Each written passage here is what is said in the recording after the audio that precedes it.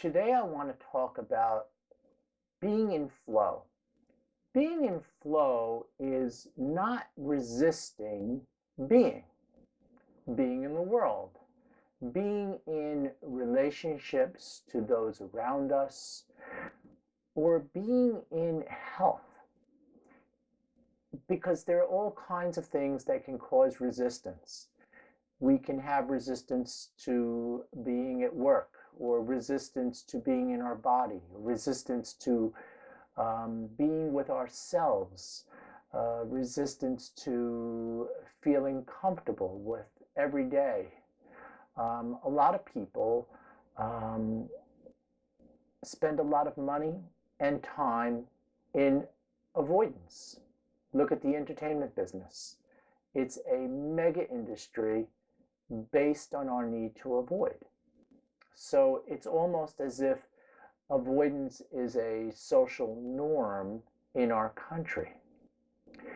What we want to do here in this video is to look at how resistance manifests and how we can not resist, or explore resistance so that we can move away from resistance and being in flow.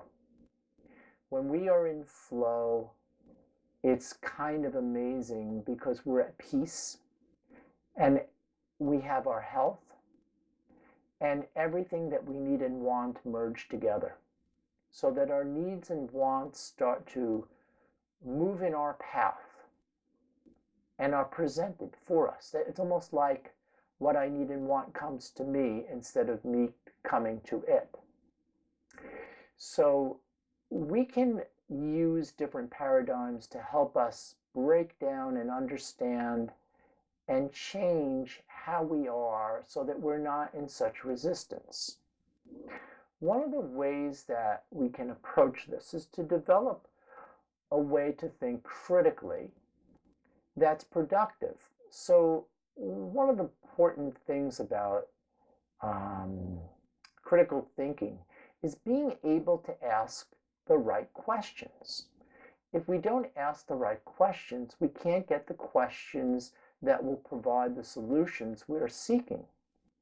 So we might have to come out of the box. Now let me use an example of a disease to illustrate this. And by no means am I claiming any magic cure to disease, because I'm going to use cancer as an example. I'm using cancer because we collectively agree that this is a disease that has a design that is lethal. It's when it shows up and we get that bad news, we are in fear automatically because we believe that, as the collective agrees, that cancer's purpose is to kill us. But that's a disease model.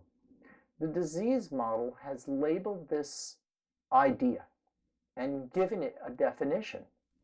If we agree with that definition, energetically, we can allow that cancer to do its job, and it will take our life, especially if we respond to it with fear.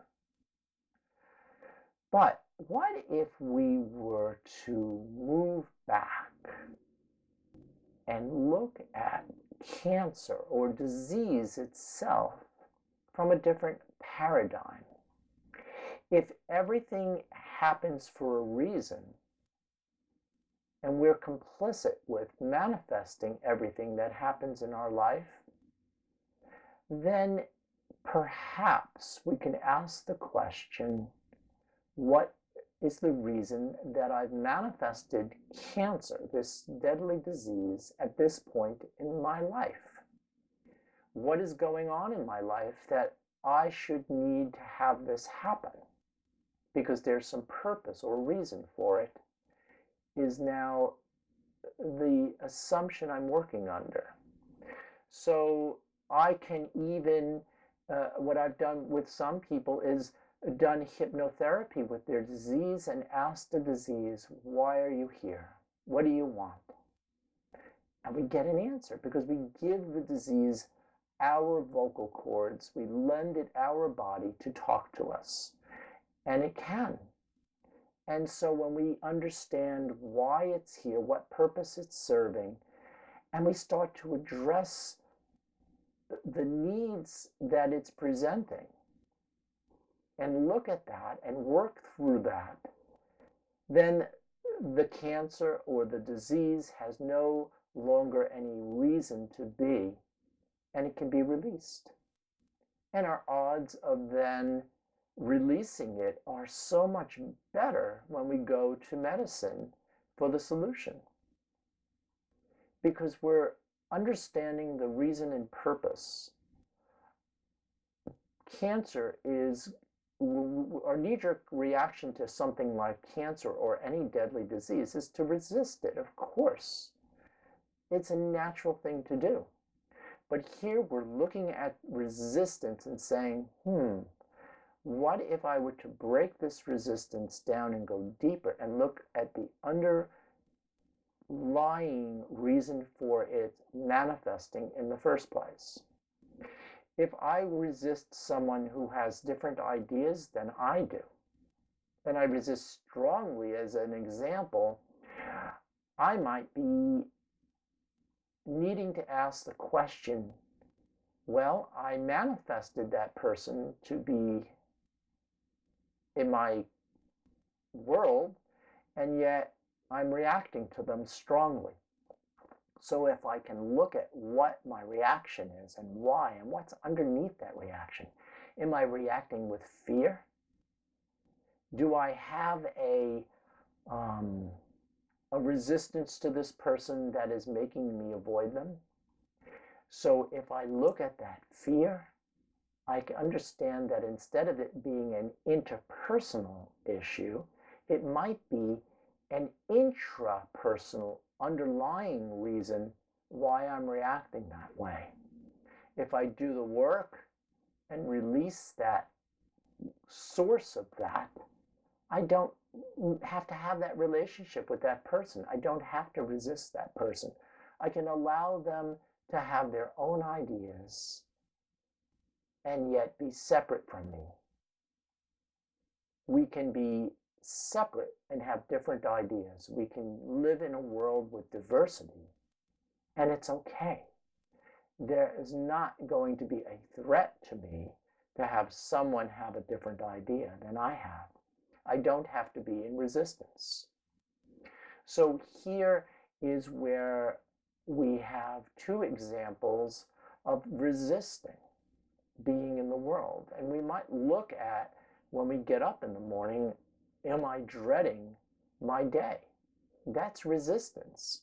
We can start our day with resisting, but what we may need to do is first develop awareness.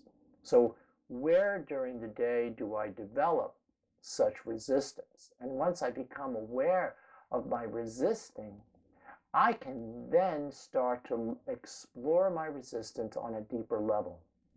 I might have to go to outside paradigms, completely other ways to think, in order to ask the right questions in my exploring my resistance. This is how we can innovate and be creative, by being curious and asking questions out of curiosity rather than out of fear. Curiosity helps us probe from a different lens. It allows us and gives us permission to go places and explore and do experiments that we wouldn't do otherwise with logical reason.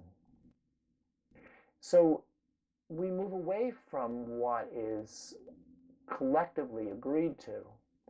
We step aside from that with our curiosity and give ourselves permission to explore things from a different perspective, and understanding that a lot of resistance is intrapersonal rather than interpersonal. It may have sources in interpersonal. The reasons why we've developed an intrapersonal reaction could be because of our interpersonal history. Often that's what I find as a trauma therapist is true. But our lessons are often intrapersonal. So we can release our resistance and be in the world without resistance to being, and be in flow, and allow ourselves to enjoy each and every moment. I hope this is helpful. If you have questions, please leave them in the comments. I will do my best to get back to you. And I welcome comments, as this is kind of a thought-provoking video.